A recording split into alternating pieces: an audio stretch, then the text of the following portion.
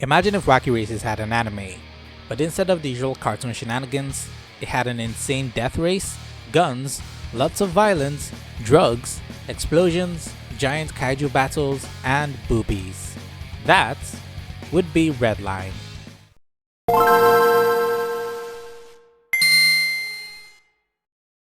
Redline is a 2009 anime film animated by the mad lads at Studio Madhouse, so you know this is going to be some good stuff.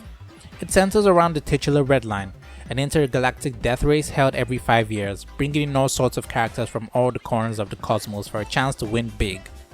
It's a race where anything goes, and at the center of this all is our main character, Sweet JP.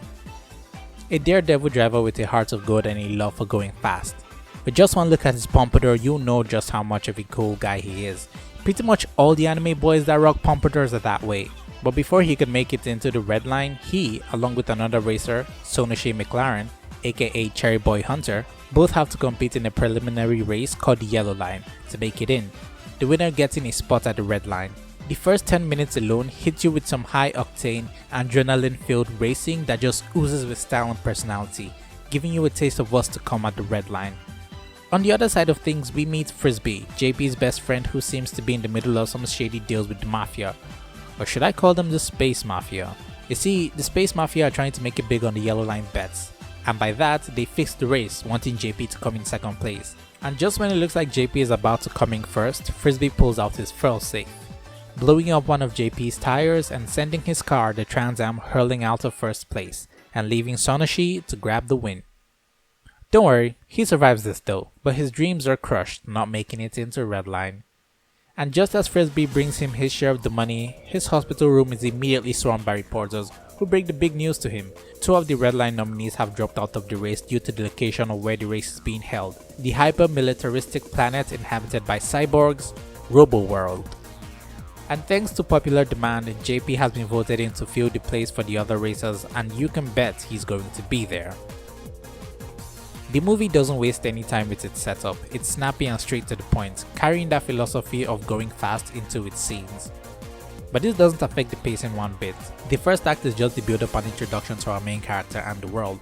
The second act, which mostly takes place on one of the moons of Robo-World, introduces us to more characters, such as Old Man Mo, JP's mechanic, as well as the other Redline racers, each of which having very strong personalities one way or the other, which fit right into with the movie as they don't feel out of place. Not only that, but we get a proper look at Robo-World and its leaders, who are very much pissed at the fact that the Red Line is being held in their planet, and start scheming up ways to prevent it from happening, as they don't really want their military secrets coming up during the Red Line broadcast. Back on Robo-World's moon though, JP runs into Sonoshi at a fancy looking restaurant. They talk a bit, which gets some small insight into Sonoshi's childhood, and I guess they do a little bit of flirting. This movie is setting up their romance, and honestly, it's the weakest part of the movie. But just as things are about to get all steamy, one of the other racers interrupts, followed by another racer who's throwing hands with one of the Robo-World generals. But things start to escalate as chaos ensues, wrecking the whole restaurant. We get some more quality time with JP and Sonoshi afterwards. And through a flashback sequence, we found out that JP actually met her when they were younger, though she probably doesn't remember, and that was the moment he fell for her. A cool little thing the movie does is occasionally breaking scenes to show us little promotional videos introducing the other racers. They're very stylish and distinct, letting you know who they actually are. We've got Machine Head, Sonoshi, Lynchman and Johnny Boya, Trava and Shinkai, Superboyns, Gory Rider, Miki and Todoroki, and JP. Back on Robo-World though, the military revealed their super secret weapon to use, the Hyper Disintegrator Cannon, which is actually being sabotaged by one of the racer duos as we speak. The day of the big race is finally here. Excitement and tension are in the air. Everyone is hyped, and let me just say, this race is such a spectacle.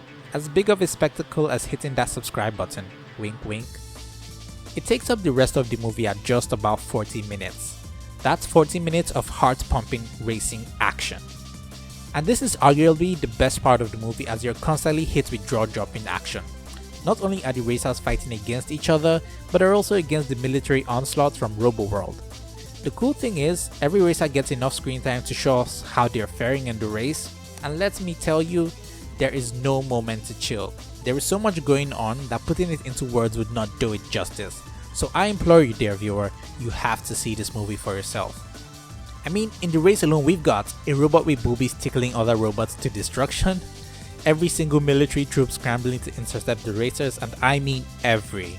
A grotesque bioweapon wreaking havoc on the planet, another bioweapon awakening to battle that bioweapon, and explosions. Lots and lots of explosions. And let me just say, the build up to the end will leave you at the edge of your seat. Redline definitely has a different feel to it than other anime movies around. The punk look and feel to it make it stand out among its peers. It nails the atmosphere it's trying to convey. The wacky sci-fi worlds it builds are just vibrant with life and personality, with the comic book art style bringing out the gritty feel to the environments. The movie was in development for around 7 years as every frame was hand-drawn, and it shows. The way the characters move and express are so vibrant, zany and full of life, and the vehicle movements are so fluid and crisp, which are all also hand-drawn.